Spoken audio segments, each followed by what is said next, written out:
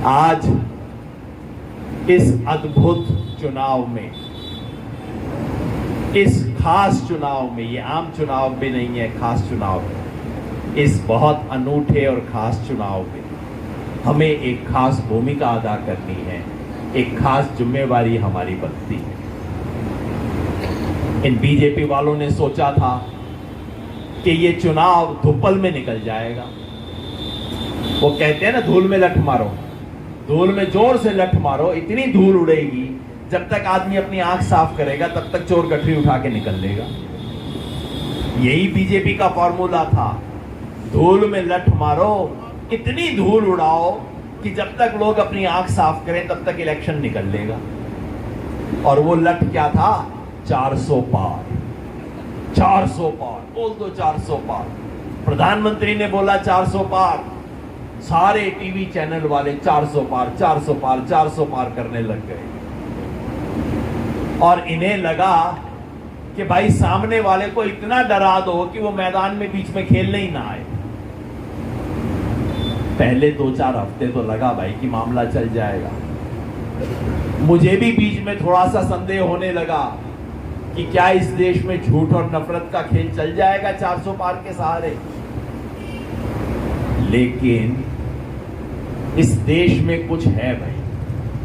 1977 का चुनाव भी मैंने देखा है, 2004 का चुनाव भी मैंने देखा है, और 2024 में भी अब वही हो रहा है। बीजेपी का मुकाबला पार्टियों से ज्यादा पब्लिक कर रही है, पब्लिक खड़ी हो गई है। ये 400 पार की हवा पब्लिक ने निकाल दी। और आज स्थिति ये है कि ये 400 पार वाले 272 के नजदीक कहीं पे भी नहीं है। पिछले 6 हफ्ते से मैं देश के अलग अलग इलाकों में गया हूं, इसलिए मैं आ नहीं पाया, माफी मांगता हूं, देरी से आ रहा हूं। मैं तेलंगाना में था, कर्नाटका में था, छत्तीसगढ़ में गया, राजस्थान, पंजाब, उत्तर प्रदेश, और 2 दिन पहले ही मैं बिहार से वापस आ रहा हूं। पूरे देश में देखने के बाद अब मैं भरोसे से कह सकता हूं, बीजेपी को 272 सीट तो कतई नहीं आ रही। इसी से घबराए हुए हैं। जब से इनको 272 सीट ना आई, तब से इनका मंगलसूत्र गायब है। तब से मंगलसूत्र आ रहा है, तब से इनकी भैंस भी गायब हो गई है। गर्मी का मौसम है, प्रधानमंत्री जी का माथा थोड़ा गर्म हो गया है, इस आदमी को रेस्ट की जरूरत है। बीजेपी वाले कहते हैं 18 घंटे दिन में काम करता है, देखा किसी ने नहीं है। 18 घंटे 18 घंटे। किसी गांव में जाओ, पूछो भाई बीजेपी ने क्या किया, भाई वोट क्यों देगा? देखो जी, मोदी जी ने भारत की इज्जत पूरी दुनिया में बढ़ा दी है। मैं कहा भाई तू कहां गया था?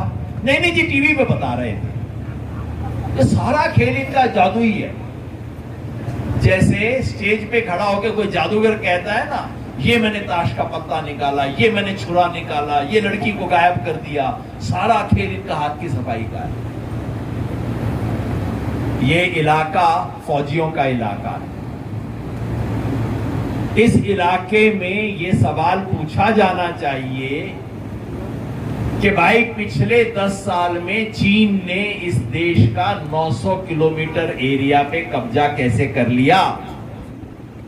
चीन वाले हमारे जमीन के ऊपर गांव बसा चुके हैं। इसमें हमारी फौज की कोई कमी नहीं है, हमारे फौज के पराक्रम की कोई कमी नहीं है, ऊपर की लीडरशिप के ऑर्डर की कमी है। इनकी हिम्मत नहीं है कि चीन का मुकाबला कर सकें, और दिखाते हैं 56 इंच। और वो क्यों? क्योंकि सच में इस देश की सेना को कमजोर करने का काम इन्होंने किया है। का मौका अगर है तो आज है। आज है मौका इस देश में तानाशाही को रोकने का, और यहां गुड़गांव रेवाड़ी में सामंतशाही और राजशाही को रोकने का। दोनों को एक झटके में रोकने का मौका है। जितने संघर्ष हमने पिछले 10 साल में किए, उन तमाम संघर्षों को उनके मुकाम पे पहुंचाने का मौका है। संघर्ष किया यहां किसानों ने, संघर्ष किया एमएसपी के बारे में, संघर्ष किया किसानों की जमीन के अधिग्रहण के खिलाफ। आज 10 साल के बाद बीजेपी के पास किसानों के लिए बोलने को कुछ नहीं है। 6 साल तक डुगडुगी बजाई इन्होंने कि किसानों की आमदनी दुगनी कर देंगे, दुगनी। हर बीजेपी का लीडर बोला करता था बस चिंता ना करो, 6 साल में इस देश के हर किसान की आमदनी 100 रुपया से बढ़ा के 200 रुपया कर देंगे हम। 6 साल तक डुगडुगी बजाते रहे, double double double double double double, कान पक गए सुन सुन के। और जिस दिन 6 साल पूरे हुए, फरवरी 2022 में पूरे हो गए जी, मियाद पूरी हो गई, 6 साल पूरे हो गए। उस दिन बीजेपी का कोई लीडर ना मिले बोलने के लिए। टीवी चैनल ने बुलाया कि जी बीजेपी के प्रवक्ता आज नहीं आए। मैंने कहा कोई नहीं, आज ना भाई कल आ जाएंगे।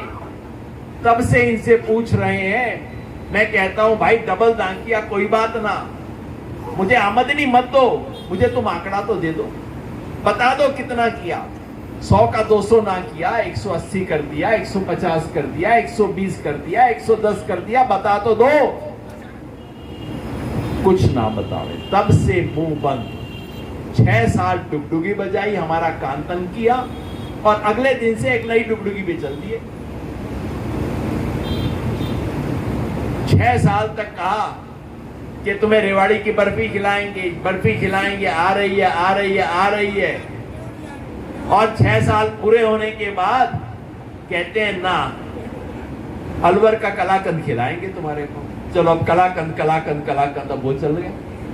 मजाक बना रखा है आपने इस देश को। रोजगार के सवाल पे मोदी जी ये कह के आए थे 2 करोड़ रोजगार हर साल लाएंगे, हर साल 2 करोड़। आज इस देश का नौजवान पूछता है मोदी जी 10 साल में ही आप 2 करोड़ ले आए क्या? हर साल तो छोड़ दो, 10 साल में 2 करोड़ रोजगार आपने उपलब्ध करवा दिए। जवाब नहीं है इनके पास। सच्चाई ये है कि भारत सरकार की जितनी नौकरियां थी, उनमें से 20 लाख नौकरियां आज वैकेंसी पड़ी है, इन्होंने वैकेंसी भरी नहीं है। बढ़ाने की बजाय कम कर दिए हैं रोजगार इन्होंने सब जगह पे।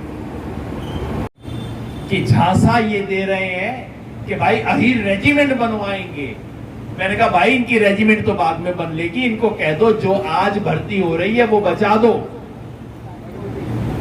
मैंने कहा था कि आज इस इलाके में कम से कम हर साल 1,500 के करीब यहां से फौजी परमानेंट भर्ती होते थे।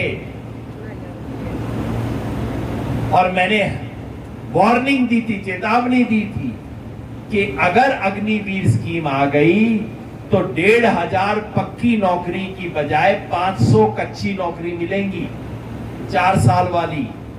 और यही हुआ है।